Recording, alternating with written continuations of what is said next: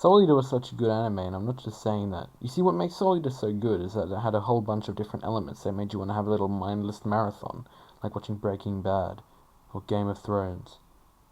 All 5 seasons! The premise of the story was that Death, the person, not the biological event, started an academy as a sort of police force for the world and then protected the world against crazy, mindless demons created from one's own mind. It was pretty freaking cool.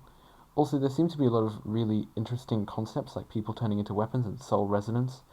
I don't know. That pulled people along and sucked you into the world that the writers took a lot of effort to build. The result was a fresh and original anime that was an instant must-see.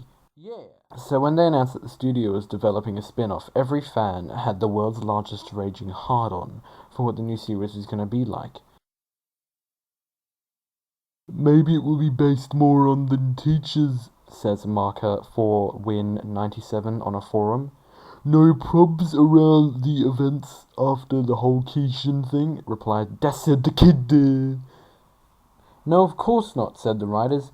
It will be based around different students in a different class. Yeah, I know. So it arrived under the name Soul Eater Not and was a target of choice for the fans, and from what I heard from the forums, it was terrible. So I decided to look and found it a bit disappointing in my eyes. But why? Well, number 1, art style and animation. Soul Eater had a more recognizable art design, being more cartoony, erratic, and overall unique. The colours had an exceptional contrast between scenes and settings as well, and would portray the entire scene beautifully. Also, the animation was really smooth and had well-designed movement patterns, whether it be in fight scenes or in basic conversation. It's a bit like 16-bit graphics in video games, as it isn't exactly A-grade, but it is very beautiful in its own right. However, to my disliking, they changed it completely in Not. It doesn't grow on me as much as I think, and I think I know why. For one, the art design is more stereotypical of modern anime, and it is also more colourful. Because it's more colourful, it lacks contrast.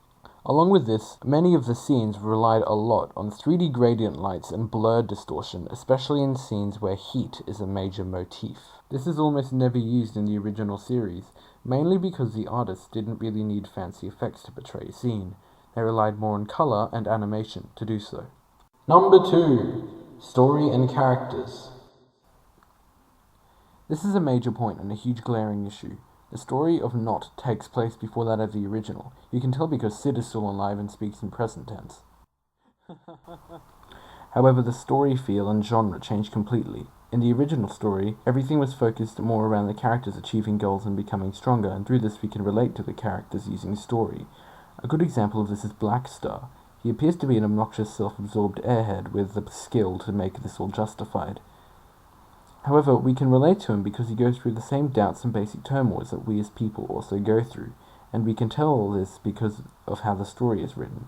However, in Not, we don't really care about the characters as much, and I think this is mainly because of the 3 little words that are my sworn enemy. Slice of life! I mean, seriously, Not is trying to suck us all in by using the exact same scenarios as displayed in real life, which is exactly what life is.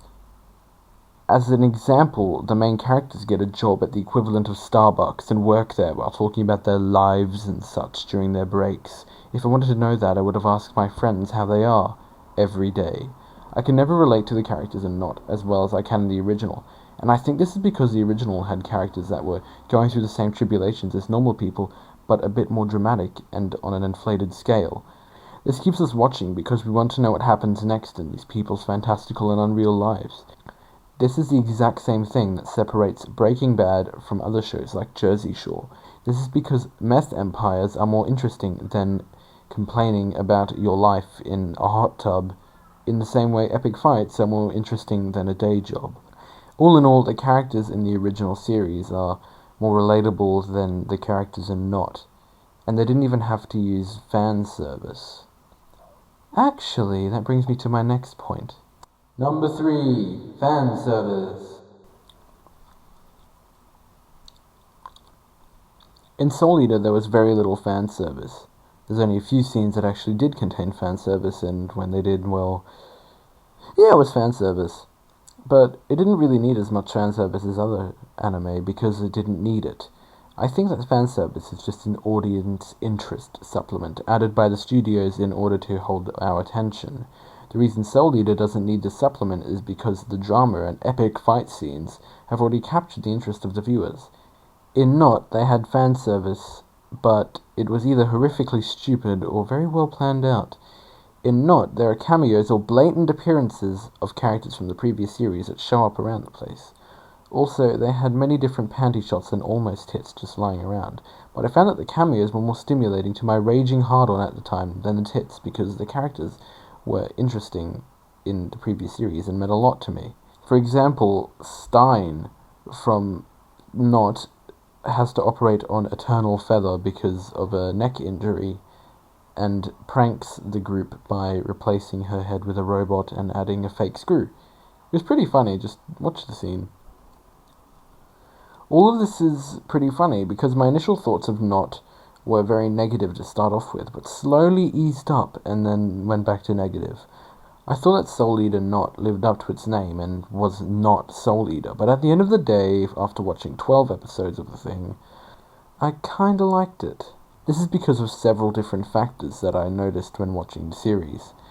It was a bit like an ice cream and a strange combination of I liked the characters and what they did, with the source being I got to look into the Soul Eater universe a little bit more, with a bit of I kind of liked it, I guess, sprinkled on top. I would recommend this anime to fans of the original Soul Eater series, but I wouldn't recommend it to anyone that hasn't seen Soul Eater yet because you'll miss out on most of the references to other characters. So about 2.5 stars because it isn't the worst thing in the world.